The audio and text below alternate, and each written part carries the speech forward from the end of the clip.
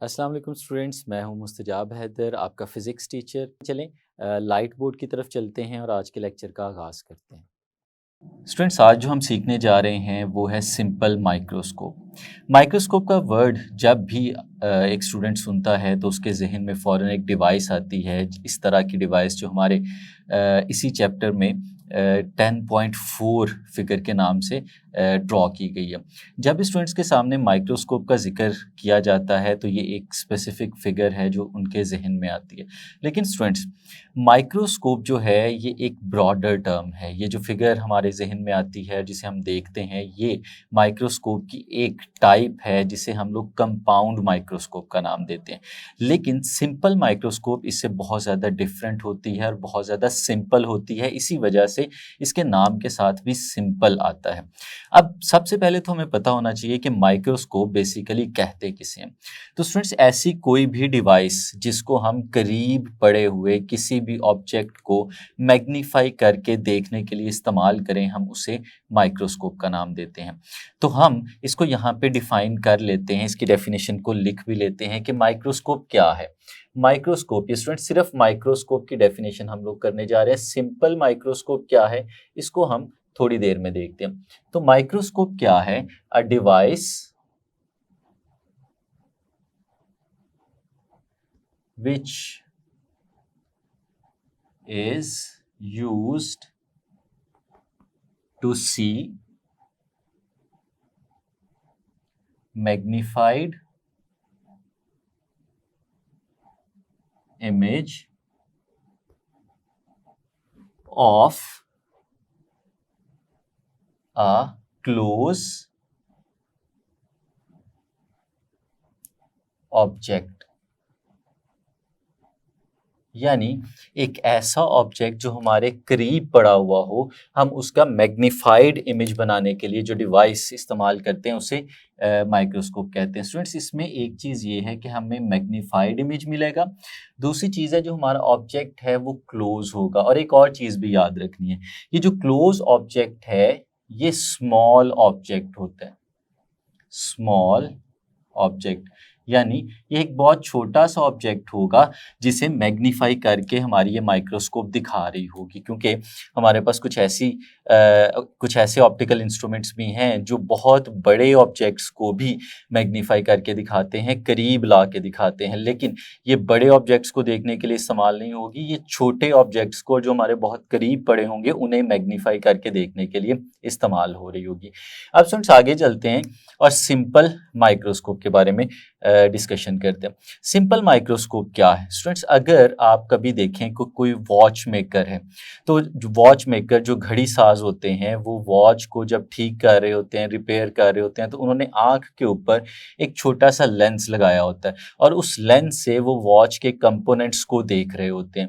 इसी तरह से स्टूडेंट्स, आप लोगों ने देखा होगा एक मैग्नीफाइंग ग्लास होता है जो किसी भी करीब पड़े हुए ऑब्जेक्ट को बड़ा करके देखने के लिए इस्तेमाल होता है। या किसी दौर में अगर आप देखें पुरानी मूवीज़ में या ड्रामों में, तो आपने देखा होगा कि किसी चीज़ को पढ़ने के लिए, न्यूज़पेपर को पढ़ने के लिए दिखाया जाता था कि एक हैंड हेल्ड जो है वो मैग्नीफाइंग ग्लास होता था जिसको ऑब्जेक्ट के करीब यानी वर्ड्स के करीब लेके जाया जाता था, और उसमें से वर्ड्स जो थे वो हमें बड़े होके नज़र आ रहे होते थे। वो जो हमारा एक मैग्नीफाइंग ग्लास था वो सिंपल लेंस हुआ करता था, और जो सिंपल माइक्रोस्कोप है स्टूडेंट्स, ये वही मैग्नीफाइंग ग्लास है। यानी अगर हम कहें कि सिंपल माइक्रोस्कोप क्या चीज़ है, हम इसे डिफाइन करना चाहते हैं, तो सिंपल माइक्रोस्कोप को हम बहुत आसानी से डिफाइन कर सकते हैं। सिंपल माइक्रोस्कोप क्या है?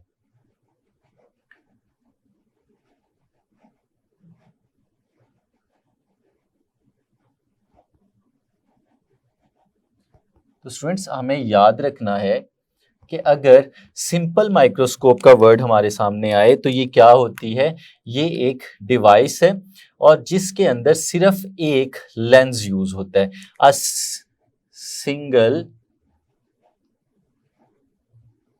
Convex lens.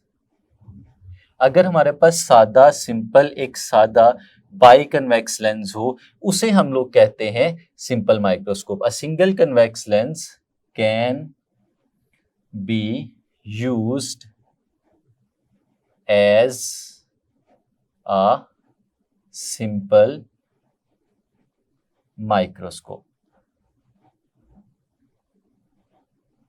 तो स्टूडेंट्स फिर हमने याद रखना है कि सिंपल माइक्रोस्कोप क्या है। सिंपल माइक्रोस्कोप कुछ भी नहीं है बल्कि एक कन्वेक्स लेंस है, और हमारे पास जो एक कन्वेक्स लेंस होगा, अगर उसकी हमें ख़ास अरेंजमेंट कर लें तो उस ख़ास अरेंजमेंट से हम उस कन्वेक्स लेंस को यूज़ कर सकते हैं किसी भी करीब पड़े हुए ऑब्जेक्ट को मैग्नीफाई करके, बड़ा करके देखने के लिए, और वो अरेंजमेंट हम लोग सीखेंगे भी। तो ये इसकी सिंपल माइक्रोस्कोप की डिस्क्रिप्शन है कि a single convex lens can be used as a simple microscope. अब इसे हम इस्तेमाल कैसे कर सकते हैं, इसकी वर्किंग क्या हो सकती है, इसका प्रिंसिपल क्या हो सकता है। तो स्टूडेंट सबसे पहले हम लोग डिस्कस करते हैं इसके प्रिंसिपल को कि ये किस प्रिंसिपल पे बेस करती है।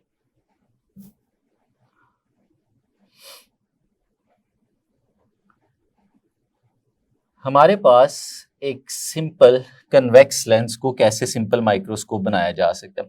स्टूडेंट्स हमें पता है कि जब भी किसी भी लेंस के करीब किसी ऑब्जेक्ट को प्लेस किया जाता है तो उस ऑब्जेक्ट का एक इमेज बनता है, और वो जो इमेज है वो दो तरह का बन सकता है। इस तरह से भी बन सकता है कि वो रियल हो, और इस तरह का भी बन सकता है कि वो वर्चुअल हो। तो इन दोनों केसेस में हमारे पास जो इमेज है उसका कंपैरिजन हम ऑब्जेक्ट के साइज के साथ, ऑब्जेक्ट के डिस्टेंस के साथ कर सकते हैं।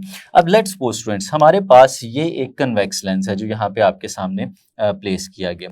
अब स्टूडेंट्स इस कन्वेक्स लेंस के केस में हम ये जो डायग्राम बनी है इसको यहाँ पे कुछ लेबल कर लेते हैं। ये हमारे पास हमारे लेंस का सेंटर नज़र आ रहा है। ये स्टूडेंट्स हमारे पास प्रिंसिपल फोकस है, ये इसका 2 टाइम्स है। इसी तरह से ये हमारे पास दूसरा एंड है जिस पे ये इसका प्रिंसिपल फोकस है। अब स्टूडेंट्स इमेजिन करें कि हमारे पास एक ऑब्जेक्ट है और उस ऑब्जेक्ट को इस लेंस के थ्रू हम लोग देखना चाहते हैं। अब स्टूडेंट्स क्या होगा, देखिएगा, लेट्स सपोज जो हमारा ऑब्जेक्ट है जो इसमें हम देखना चाहते हैं उसको हम इसके ऑप्टिकल सेंटर और फोकल लेंथ के दरमियान में कहीं पे प्लेस कर देते हैं। लेट्स सपोज स्टूडेंट्स इस ऑब्जेक्ट को हम लोगों ने यहाँ पे प्लेस कर दिया। अब जब ये ऑब्जेक्ट इस जगह पे प्लेस होगा और हम इसका इमेज बनाना चाहेंगे, तो हम लोगों ने अपने प्रीवियस लेक्चर में भी सीखा था और हम अपनी प्रीवियस क्लासेस में भी ये सीख चुके हैं कि हम इसका इमेज किस तरह से बनाते हैं। तो स्टूडेंट्स हमने देखा था कि एटलीस्ट कम अज़ कम हमें 2 रेज ऑफ लाइट चाहिए होती हैं, और वो 2 रेज ऑफ लाइट कुछ इस तरह से लेते हैं कि एक रे ऑफ लाइट जो हमारा ये जो ऑब्जेक्ट है इसके बिल्कुल अपर पार्ट से स्टार्ट हो और जो हमारा प्रिंसिपल एक्सिस है इसके पैरेलल वो रे ऑफ लाइट चले और इस तरह से हमारे लेंस के सेंटर तक जाए। और ये लेंस क्योंकि एक कन्वर्जिंग लेंस है, एक कन्वेक्स लेंस है, ये क्या करेगा, ये जो रे ऑफ लाइट यहाँ से आ रही है ये इसको उसके प्रिंसिपल फोकस के ऊपर भेज देगा और ये लाइट की रे इसमें से पास करके कुछ इस तरह से आगे गुजर जाएगी। अब स्टूडेंट्स एक और रे ऑफ लाइट हम लोग लेते हैं जो इसके अपर पार्ट से यहीं से स्टार्ट होगी और ऑप्टिकल सेंटर में से पास करते हुए आगे की तरफ चली जाएगी कुछ इस तरह से। अब स्टूडेंट्स हमें पता है कि ये दोनों रेज जिस जगह पे मिलती हैं उस जगह पे इमेज बनता है। अब अगर इन दोनों रेज को हम लोग देखें तो ये रेज आगे जाते हुए एक दूसरे से मिलती हुई नजर नहीं आ रही, ये रेज एक दूसरे से अवे मूव करती जा रही हैं। यहाँ पे ऐसे होगा कि जब ये आगे की तरफ जाएंगी तो बिखरती जाएंगी और इनका फासला एक दूसरे से इंक्रीज होता चला जाएगा और ये रेज आपस में मिलेंगी नहीं। और अगर ये मिलेंगी नहीं तो यहाँ पे इमेज कैसे बनेगा, इमेज भी नहीं बन सकता। तो फिर इमेज बनाने के लिए हम लोग क्या करते हैं, हम इनको प्रोट्रूड करते हैं और इनके पाथ्स को बैकवर्ड डायरेक्शन में ट्रेस करते हैं। जिस तरह से ये आगे को जा रही थी हम इसके पाथ को बिल्कुल उसी तरह से पीछे की तरफ ट्रेस करते हैं और उसे डॉटेड लाइन से रिप्रेजेंट कर देते हैं। इस डॉटेड लाइन का मतलब ये है कि ये जो पाथ है ये वर्चुअल है, ये एक्चुअल पाथ नहीं है। इसी तरह जो दूसरी रे है स्टूडेंट्स हम इसको भी ट्रेस करते हैं और इसको भी आगे की तरफ लेके चलते जाते हैं। तो स्टूडेंट्स एक पॉइंट आएगा जिस पॉइंट पे ये दोनों रेज मिल जाएंगी आपस में। तो स्टूडेंट्स जिस जगह पे ये दोनों रेज आपस में मिल रही हैं उस जगह पे इमेज बनना चाहिए। अब वो जो इमेज बन रहा है उसको हम यहाँ पे इस तरह से करके बना के दिखा देते हैं। ये स्टूडेंट्स हमारे पास जो ऑब्जेक्ट था जिसको हम लोगों ने फोकल लेंथ के अंदर बनाया हुआ था, प्लेस किया हुआ था, उसका इमेज बन गया। इमेज को हम लोग यहाँ पे रिप्रेजेंट करते हैं आई के साथ और ऑब्जेक्ट को हम लोग यहाँ पे रिप्रेजेंट करते हैं ओ के साथ। अब स्टूडेंट्स यहाँ पे हम लोग देख रहे हैं कि एक लेंस के केस में हमने सीखा था कि अगर किसी भी ऑब्जेक्ट का जो इमेज है वो उसी जगह पे बन जाए, उसी डायरेक्शन में बन जाए जिस डायरेक्शन में हमारा ऑब्जेक्ट पड़ा हुआ है, तो हम इस तरह के इमेज को कहते थे कि ये एक वर्चुअल इमेज बन रहा है। तो इस केस में भी देखें स्टूडेंट्स, हमारे पास एक वर्चुअल इमेज बन रहा है और अगर आप इमेज के साइज का कंपैरिजन करें ऑब्जेक्ट के साइज के साथ भी, तो ऑब्जेक्ट का साइज तो बहुत छोटा है लेकिन जो इमेज बन रहा है उसका साइज काफी बड़ा है। तो इसका मतलब है एक मैग्नीफाइड इमेज बन गया है जो कि वर्चुअल भी है। और अगर इसकी डायरेक्शन की बात करें तो जिस डायरेक्शन में हमारा ऑब्जेक्ट पड़ा हुआ है हमारा इमेज भी उसी डायरेक्शन में पड़ा हुआ है। तो हम लोग इसे कह सकते हैं कि ये एक इरेक्ट इमेज बना है जो मैग्नीफाइड है और जो वर्चुअल है। ये उस वक्त बनता है स्टूडेंट्स जब हम अपने किसी भी ऑब्जेक्ट को फोकल लेंथ के अंदर प्लेस करते हैं। तो स्टूडेंट्स यही प्रिंसिपल है हमारे पास एक सिंपल माइक्रोस्कोप का कि अगर हम एक ऑब्जेक्ट लें और उस ऑब्जेक्ट को लेंस की फोकल लेंथ के अंदर प्लेस कर दें और फिर उसका एक मैग्नीफाइड, इरेक्ट और वर्चुअल इमेज बन जाए तो ये हमारे पास सिंपल माइक्रोस्कोप कहलाती है। तो स्टूडेंट्स इस प्रिंसिपल को यहाँ पे हम लोग लिखते हैं कि क्या है कि when an object is placed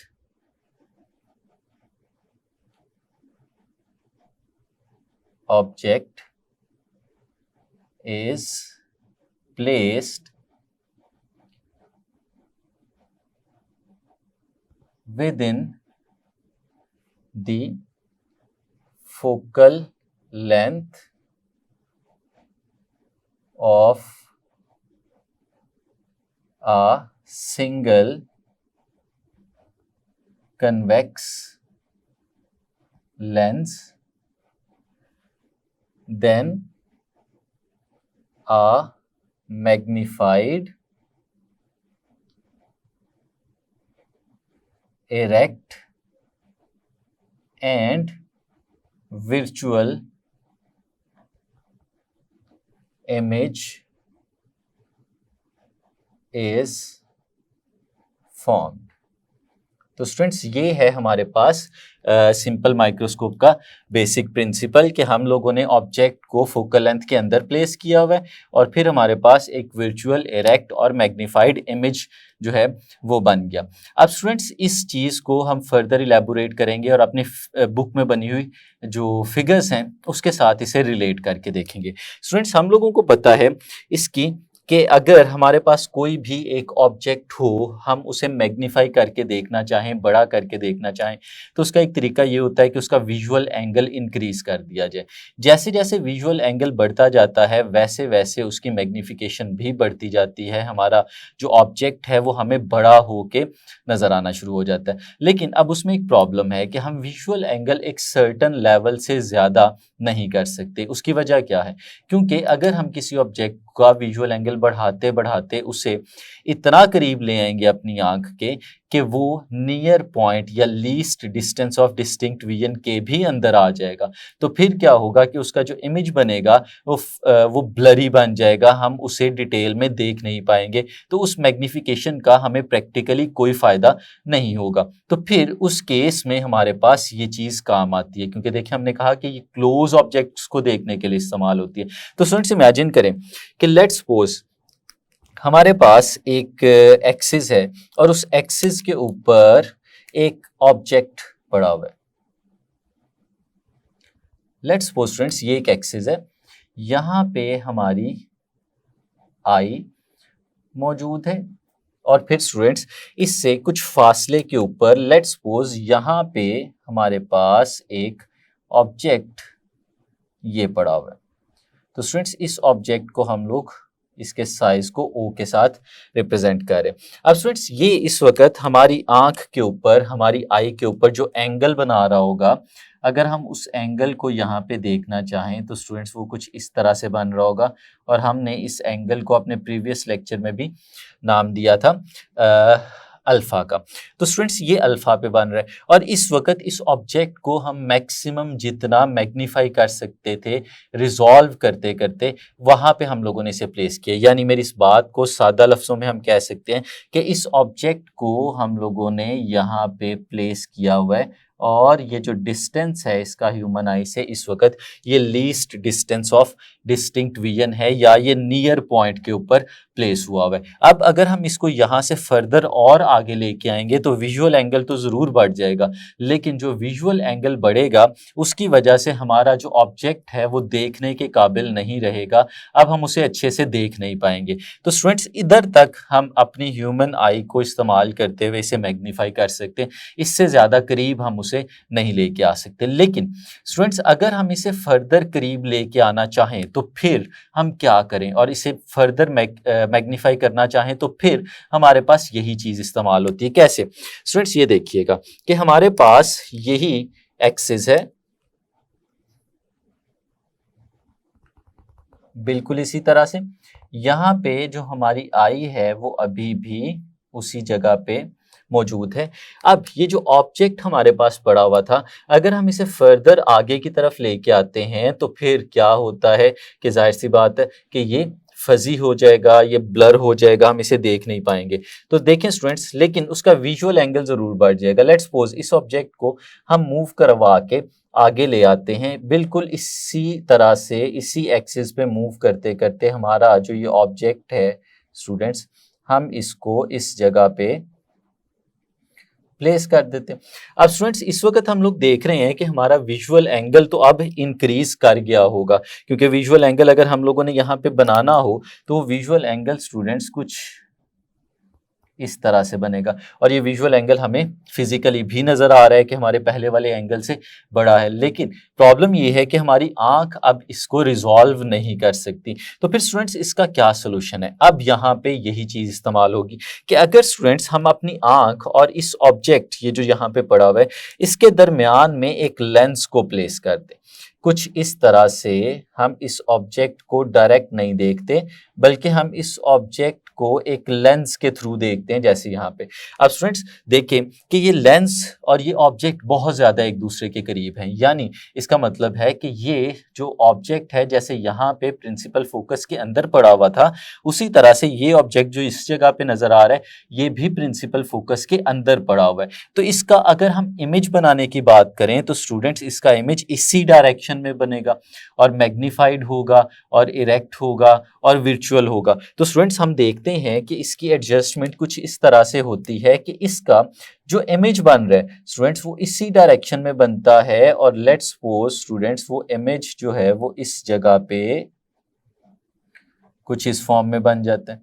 अब ये इमेज जो है फिर से देखिएगा स्टूडेंट्स कि ये किस जगह पे बन रहा है, ये उसी जगह पे बन रहा है जिस जगह पे हमारी जो आंख है, जो ह्यूमन आई है वो इसे देख सकती है, यानी ये नियर पॉइंट या least distance of distinct vision के ऊपर स्टूडेंट्स हमारा ये इमेज बन रहा है इस तरह से। अब स्टूडेंट्स देखें हमने विजुअल एंगल जो था वो इंक्रीज किया, यानी हमने अपने ऑब्जेक्ट को मैग्नीफाई किया, लेकिन मैग्नीफिकेशन से उसकी रेजोल्यूशन जो थी वो ख़त्म हो गई, हम देख नहीं पा रहे थे। तो हम लोगों ने इसका सोल्यूशन क्या निकाला कि आंख और उस ऑब्जेक्ट के दरमियान में लेंस को प्लेस कर दिया और उस लेंस ने उसका वर्चुअल इमेज फिर उसी जगह पे बना दिया जिस जगह के ऊपर हम इसको प्रॉपरली देख सकते हैं। तो स्टूडेंट्स वैसे हम लोग जानते हैं कि जो इमेज जिस जगह पे बनता है तो इमेज का जो डिस्टेंस होता है हम उसे क्यू के साथ रिप्रेजेंट करते हैं, लेकिन इस केस में जो क्यू है स्टूडेंट्स ये हमारे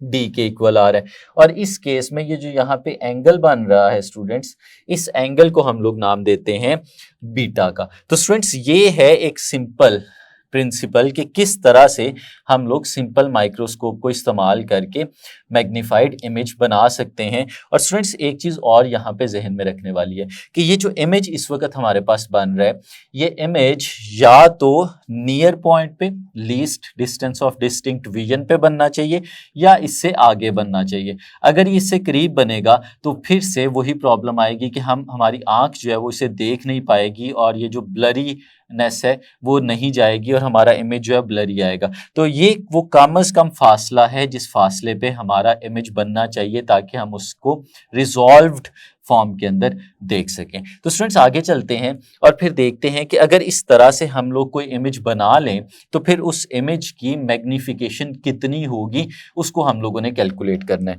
तो चलें स्टूडेंट्स फर्दर मैग्निफिकेशन की तरफ जाते हैं।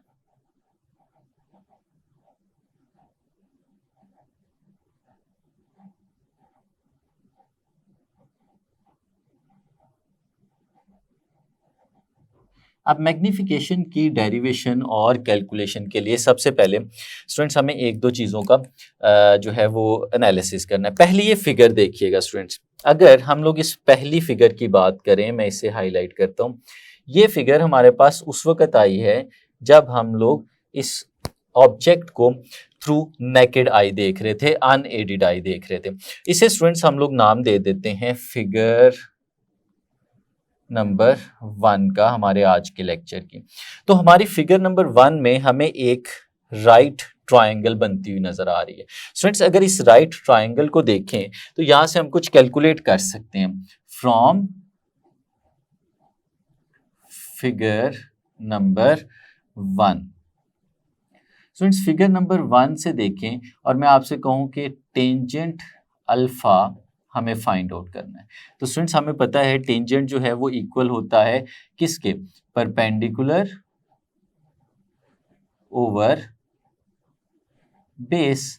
परपेंडिकुलर को बेस पे डिवाइड करें तो टेंजेंट आता है। और फिर स्टूडेंट्स इस केस में देखें जो हमारे पास परपेंडिकुलर है वो तो हमारे पास ओ है और ओ जो है ये हमारे पास साइज ऑफ द ऑब्जेक्ट है और जो बेस है हमारे पास वो स्मॉल डी है यानी वो नियर पॉइंट है। तो फिर हम कुछ इसे इस तरह से लिख सकते हैं कि जो टेंजेंट अल्फा है ये हमारे पास इक्वल आ जाएगा ओ डिवाइडेड बाय डी। इसे स्टूडेंट्स हम लोग नाम दे देते हैं इक्वेशन नंबर 1 का। थोड़ी देर बाद हम इस इक्वेशन को इस्तेमाल करेंगे। अब स्टूडेंट्स इसी तरह से जब हमने अपने ऑब्जेक्ट को एक लेंस के थ्रू देखा है, जैसे ये नीचे वाली फिगर हमें नजर आ रही है, तो स्टूडेंट्स ये जो नीचे वाली फिगर है हम इसे नाम दे देते हैं फिगर नंबर 2 का।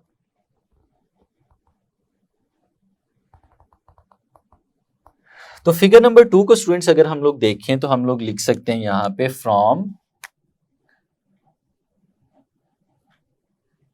फिगर नंबर 2 हमारे पास टेंजेंट की वैल्यू यहां से भी निकाली जा सकती है और यहां पे जो टेंजेंट है क्योंकि हमने एंगल को नाम दिया हुआ है बीटा का, तो जो टेंजेंट है हमारे पास हम उसे बीटा के साथ लिखेंगे।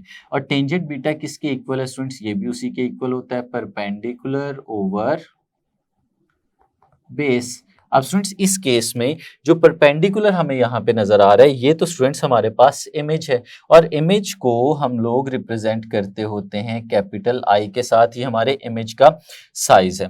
तो स्टूडेंट्स अगर इमेज के साइज को यानी आई को यहाँ पे परपेंडिकुलर लें तो जो बेस है वो क्यू है, यानी जो इमेज जिस डिस्टेंस पे बन रहा है वो डिस्टेंस। तो स्टूडेंट्स इसको हम लोग कुछ इस तरह से लिख सकते हैं कि जो टेंजेंट बीटा है हमारे पास वो आ जाएगा परपेंडिकुलर यानी आई डिवाइडेड बाय बेस, और जो बेस है स्टूडेंट्स वो है हमारे पास क्यू, तो ये हमारे पास आ गया आई डिवाइडेड बाय क्यू। लेकिन एक और चीज भी स्टूडेंट्स देखिएगा कि जो क्यू है जो हमने इमेज बनाया है ये लीस्ट डिस्टेंस के ऊपर बन रहा है, यानी क्यू जो है इस वक्त इक्वल है डी के। तो फिर हम इस क्यू की जगह यहाँ पे इसकी वैल्यू भी सब्सटीट्यूट कर सकते हैं। तो टेंजेंट बीटा हमारे पास आ जाएगा आई डिवाइडेड बाय डी, और स्टूडेंट्स इसे हम लोग नाम दे देते हैं इक्वेशन नंबर 2 का। और अब इन दोनों इक्वेशंस का स्टूडेंट्स हम लोग कंपैरिजन भी कर सकते हैं। देखें स्टूडेंट्स हम लोगों ने एक चीज सीखी थी अपने प्रीवियस चैप्टर्स के अंदर कि अगर हम लोग बात करें स्मॉल एंगल्स की, अगर एंगल जो है वो बहुत छोटे हों तो एंगल और उसका जब टेंजेंट लिया जाता है तो उन दोनों की वैल्यूज में बहुत ज्यादा फर्क नहीं होता। यानी हमने सीखा था कि फॉर स्मॉल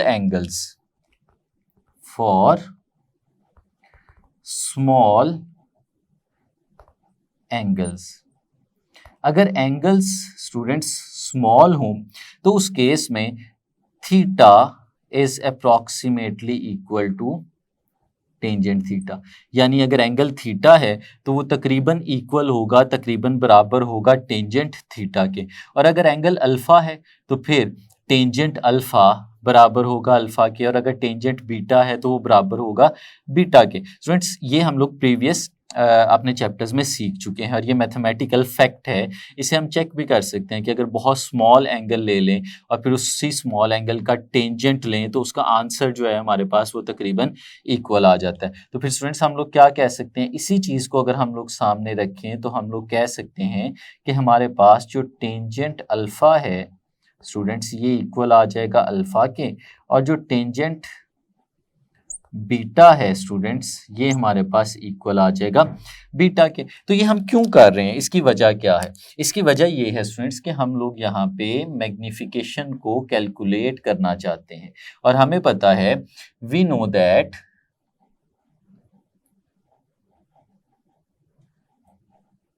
हमारे पास जो मैग्निफिकेशन है जिसे हम लोग रिप्रेजेंट करते हैं कैपिटल एम के साथ स्टूडेंट्स, ये इक्वल होती है बीटा डिवाइडेड बाय अल्फा, यानी angle subtended by the image divided by angle subtended by the object. तो इमेज और ऑब्जेक्ट के एंगल्स को डिवाइड करें तो हमारे पास मैग्निफिकेशन आती है। और स्टूडेंट्स, हमने देखा कि अगर टेंजेंट अल्फा और अल्फा आपस में बराबर हैं तो इसका मतलब है इस बीटा की जगह पे हम लोग टेंजेंट बीटा लिख सकते हैं, और इस अल्फा की जगह पे हम लोग टेंजेंट अल्फा लिख सकते हैं। तो फिर स्टूडेंट्स, यही चीज़ लिखने के बाद हम इनकी वैल्यूज़ भी सब्सटीट्यूट कर सकते हैं। तो स्टूडेंट्स, अगर वैल्यूज सब्सटीट्यूट करें हम लोग तो टेंजेंट बीटा की जो हमारे पास वैल्यू है वो है आई डिवाइडेड बाय डी, और जो टेंजेंट अल्फा की वैल्यू है हमारे पास वो है ओ डिवाइडेड बाय डी। तो स्टूडेंट्स देखें, न्यूमरेटर के अंदर भी जो न्यूमरेटर का डिनोमिनेटर है वो डी है, और जो डिनोमिनेटर का डिनोमिनेटर है वो भी डी है। तो इसका मतलब है ये वाला डी और ये वाला डी, ये दोनों कैंसल आउट हो जाएंगे, और हमारे पास जो मैग्निफिकेशन इस केस में आएगी वो मैग्निफिकेशन आ जाएगी स्टूडेंट्स आई डिवाइडेड बाय ओ। अब स्टूडेंट्स, ये बड़ा ही इंपॉर्टेंट रिलेशन हमारे पास आ गया कि मैग्निफिकेशन यहाँ पे किसके इक्वल आई, it is the ratio of size of the image to the size of object. और यही चीज़ हम लोगों ने अपने प्रीवियस लेक्चर में डिफाइन भी की थी। तो हम इसे कह सकते हैं कि size of image divided by size of object. और स्टूडेंट्स, हमने देखा था कि साइज जो होता है वो डिस्टेंस के साथ डायरेक्ट रिलेशन रखता है, इसलिए हम हर जगह पे साइज को जो है वो डिस्टेंस के साथ भी रिप्लेस कर सकते हैं। यानी हम इसे ऐसे भी लिख सकते हैं कि ये क्या है, डिस्टेंस, इस केस में डिस्टेंस जो हमारे पास इमेज का है, distance of image divided by distance of object. तो स्टूडेंट्स, हम लोग इसे भी इस तरह से भी लिख सकते हैं, और ये हमने प्रीवियस लेक्चर में सीखा हुआ था। तो इस केस में हमारे पास जो ये रिलेशन है वो कुछ ऐसे भी लिखा जा सकता है कि जो m है is equal to distance of image जो कि q है, और डिस्टेंस ऑफ ऑब्जेक्ट जो कि p है। तो ये स्टूडेंट्स इक्वल आ जाएगा q डिवाइडेड बाय p के। तो स्टूडेंट्स, हमारे पास ये Q ओवर P जो है इसको हम फर्दर इस तरह से भी देख सकते हैं कि जो हमारा Q था इसको हमने बनाया था अपने नियर पॉइंट पे least distance of distinct region के ऊपर। तो इसका मतलब है जो Q है स्टूडेंट्स, इसकी जगह पे हम लोग D भी लिख सकते हैं। तो हमारे पास जो मैग्निफिकेशन आएगी वो आ जाएगी D डिवाइडेड बाय P के। तो स्टूडेंट्स, ये हमारे पास यहाँ पे बेसिक मैग्निफिकेशन का फॉर्मूला आ गया कि ये D ओवर P के इक्वल आ रहा है। इसे स्टूडेंट्स हम लोग आगे जाके यूज भी करने वाले हैं। इसे हम लोग नाम दे देते हैं यहाँ पे इक्वेशन नंबर 3 का। अब स्टूडेंट्स, हमने लेंजेस इक्वेशन देखी थी जो कि हम लोगों ने अपनी प्रीवियस क्लासेस के अंदर सीखी हुई है। अगर हम उसको यहाँ पे यूज करें तो हमें पता है, वी नो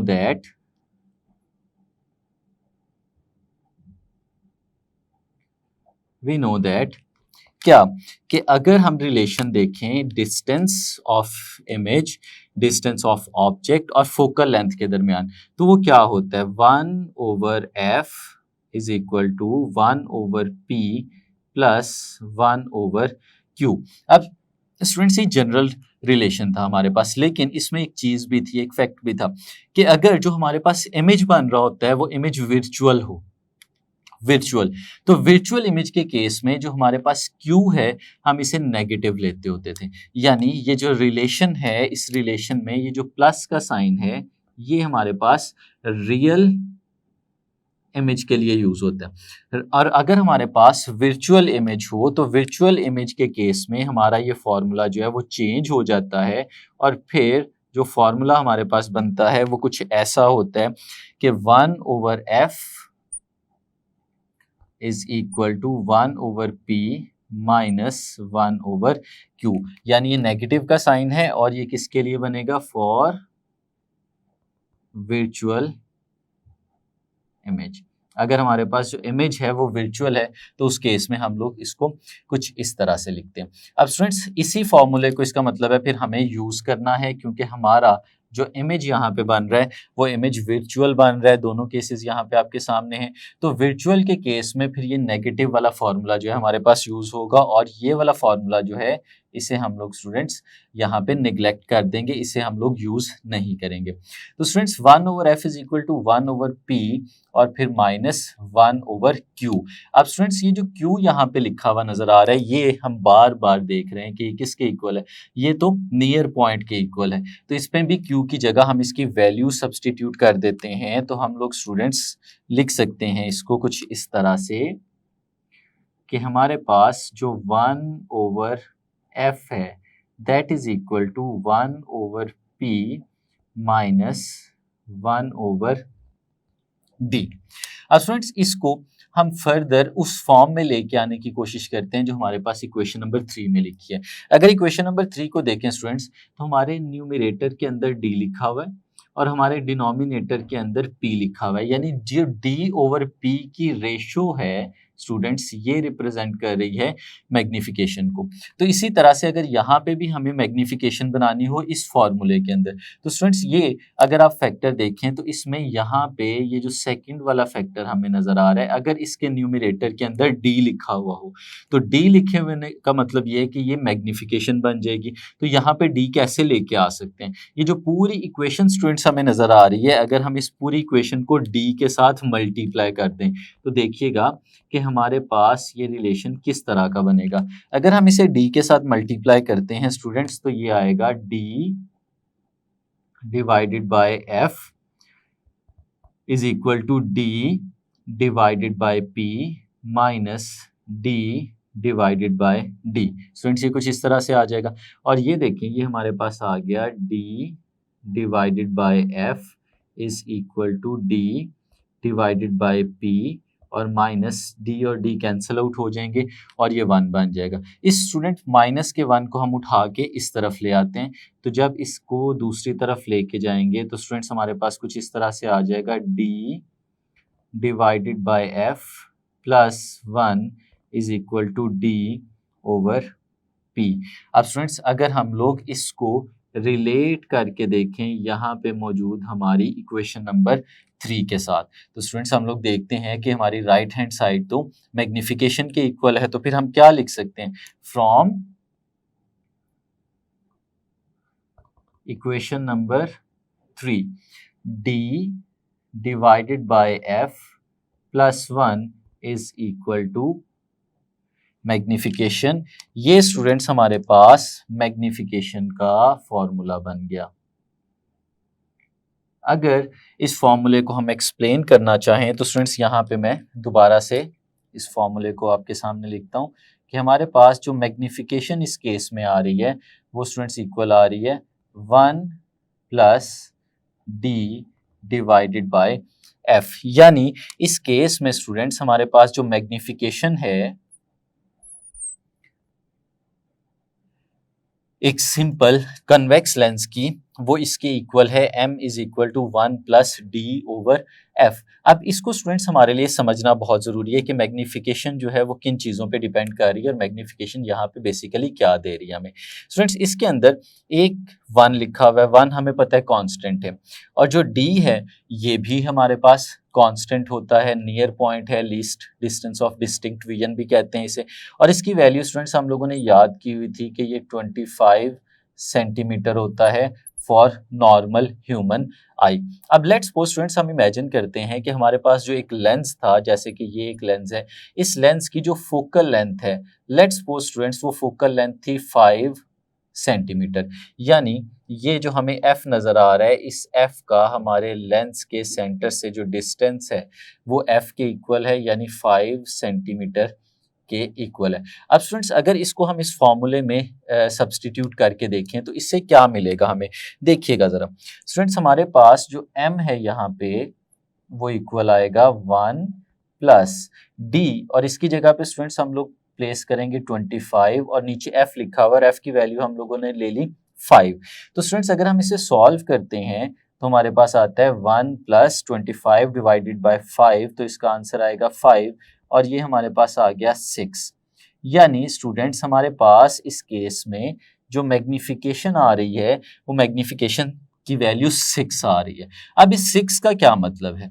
6 का मतलब ये है कि अगर हम लोग इस स्पेसिफिक केस में एक ऐसा लेंस यूज कर रहे हैं जिस लेंस की फोकल लेंथ 5 है, 5 सेंटीमीटर है, तो ये हमें एक ऐसा इमेज बना के देगा जो 6 टाइम्स इनलार्ज्ड होगा। मैग्नीफिकेशन 6 होने का मतलब ये होता है कि हमारा जो इमेज बनने जा रहा है वो ऑब्जेक्ट, जिस ऑब्जेक्ट का वो इमेज बन रहा है उससे उतने टाइम्स बड़ा बनेगा, यानी इस केस में 5 गुना बड़ा इमेज हमें मिलेगा। अगर हमारा ये जो ऑब्जेक्ट है ये 1 सेंटीमीटर का है तो जो इमेज हमारे पास बन रहा होगा वो इस केस में क्योंकि 6 है मैग्नीफिकेशन तो वो 6 सेंटीमीटर का बन रहा होगा। जितनी मैग्नीफिकेशन है उतने टाइम्स इनलार्ज्ड इमेज हमें उस ऑब्जेक्ट का मिल रहा होता है। अब स्टूडेंट्स इसको देखें कि इसका मतलब ये हुआ कि बेसिकली दो चीजें तो कांस्टेंट हो गई, 1 भी कांस्टेंट हो गया, d भी कांस्टेंट हो गया, तो फिर जो मैग्नीफिकेशन है हमारे लेंस की वो किस पे बेस कर रही है? हमारी जो मैग्नीफिकेशन है स्टूडेंट्स वो बेस कर रही है फोकल लेंथ के ऊपर। अगर हम लोग चाहते हैं कि मैग्नीफिकेशन को बढ़ा दें, ज्यादा कर दें, इंक्रीज कर दें, तो हमें फोकल लेंथ को डिक्रीज करना पड़ेगा। हमें रिलेशन नजर आ रहा है मैग्नीफिकेशन का फोकल लेंथ के साथ इनवर्स रिलेशन है। जितनी ज्यादा फोकल लेंथ होती जाएगी हमारे पास उतनी ही मैग्नीफिकेशन कम होती जाएगी, और जितनी फोकल लेंथ कम होती जाएगी उतनी ही मैग्नीफिकेशन ज्यादा होती जाएगी। लेकिन स्टूडेंट्स इसका एक डिसएडवांटेज भी है।